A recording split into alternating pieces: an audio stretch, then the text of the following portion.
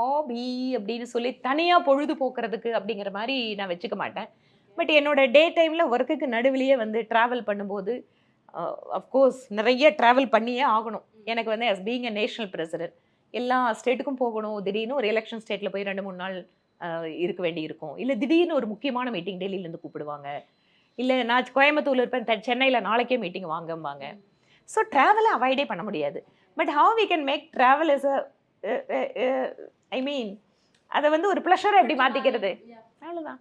So டிராவல்ல வந்து நான் ஏர் travel முழுக்க வந்து என்ன நெனப்பேன், ஃபோன் தொந்தரவு இருக்காது. யாரும் கால் பண்ண மாட்டாங்க. ஸோ படிக்கிறதுக்கு யூஸ் பண்ணுவேன். நான் படிக்க வேண்டிய புக்ஸ் எல்லாம் நான் வந்து ஃப்ளைட் டிராவல்ல படிப்பேன். ட்ரெயின் டிராவல்ல படிப்பேன். ஓகே. மியூசிக் எனக்கு ரொம்ப பிடிக்கும். ஓகே.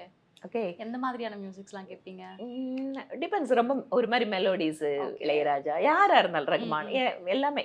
ஒரு கொஞ்சம் மாரி ரொம்ப நாய்ஸ் இருக்கிற மியூசிக் பிடிக்காது. அதனால அந்த மாரி பாட்டுங்க. அப்புறம் ஈஷாவோட மியூசிக் நல்ல பாட்டுங்க இருக்கும். மெடிடேஷன் மியூசிக் இந்த மாதிரி இருக்கும். அதெல்லாம் கேட்பேன்.